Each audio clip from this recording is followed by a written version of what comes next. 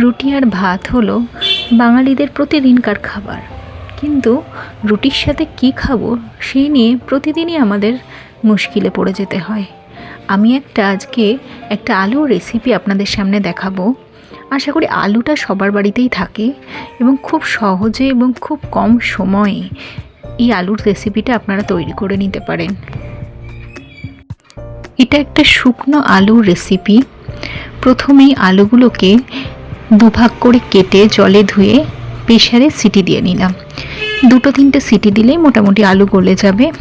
এবার আলুটা বের করে যখন ঠান্ডা করা হবে, ঠান্ডা করার পর আলুটাকে আমরা ভালো করে কেটে নেব, ছোট ছোট পিস করে কেটে নেব। কিভাবে কেটে নেব সেটা আমি আপনাদের সামনে দেখাচ্ছি। এইভাবে আমরা প্রত্যেকটা আলুকে কেটে নেব। কড়াইতে খুব অল্প তেল দিয়ে আমরা তার মধ্যে একটু কালো জিরে এবং একটু আদা ঘষে নিলে যেটা হয় সেটা আমরা ছেড়ে দিলাম। কিছুক্ষণ লাল হয়ে যাওয়ার পরে ওটার মধ্যে আমি কিছু মশলা দেব। কি মশলা দেবো আমি বলে দিচ্ছি। জিরের গুঁড়ো, ধনের গুঁড়ো, কাশ্মীরি লঙ্কার গুঁড়ো, নুন, হলুদ।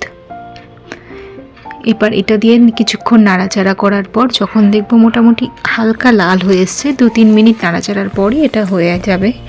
তারপরে আলুগুলো যেগুলো কেটে রেখেছিলাম সেগুলো কড়াইয়ের মধ্যে দিয়ে দিলাম।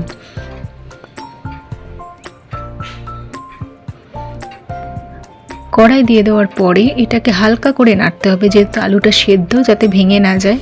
হালকা করে নেড়ে মোটামুটি 3-4 মিনিট নাড়ার পরে এটা আলুটা তো অটোমেটিক সেদ্ধ করা ছিল। এরপর ওর মধ্যে অল্প একটু চিনি আর অল্প একটু নুন স্বাদ মতো দিয়ে আর একটু নাড়িয়ে নিলাম। আমি এর মধ্যে একটা ভাজা মশলা অ্যাড করব। সেই মশলার কিভাবে তৈরি হয়েছে সেটা আমি আপনাদের সামনে বলছি।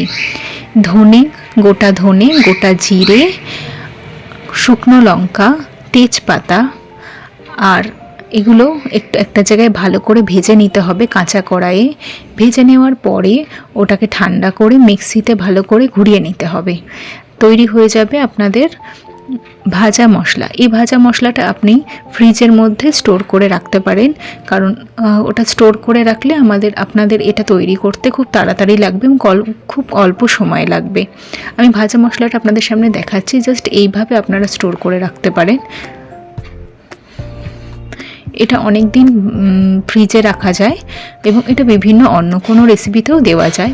এটা একটু বেশি পরিমাণে দেবেন, 1 টেবিল স্পুন বা 1.5 টেবিল স্পুন আপনারা দিয়ে দেবেন। এর মধ্যে একটা খুব সুন্দর গন্ধ বেরোবে। এটা দেওয়ার পর আপনারা আবার ভালো করে নেড়ে নেবেন। বেশ লাল মতো হয়ে যাওয়ার পরে আপনারা একটু টেস্ট করে নেবেন যে নুন হলুদ ঠিক মতো আছে কিনা। যদি চিনি লাগে বা নুন লাগে একটু দিয়ে দেবেন।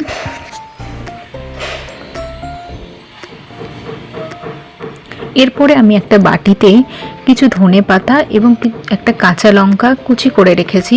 এটা আমি এবার দেখাবো আমি কি করে কুচি করে রেখেছি। এইভাবে এটা কুচি করে রাখার পরে এটাকে আপনারা উপর দিয়ে ছড়িয়ে দেবেন।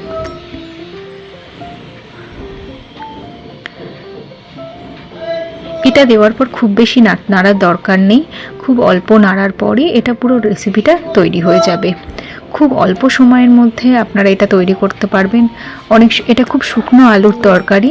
অনেক সময় কি হয়, টিফিন বক্সে নিতে বা খেতে ঝোল থাকলে পড়ে যাওয়ার সম্ভাবনা থাকে। তো আপনাদের সামনে এই রেসিপিটা তৈরি হয়ে গেল।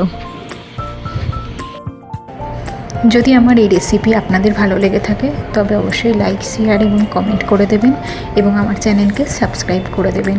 আমি আবারও আপনাদের পছন্দ মতো রেসিপি নিয়ে হাজির হব। ততদিনের জন্য নমস্কার। আপনারা ভালো থাকবেন, সুস্থ থাকবেন।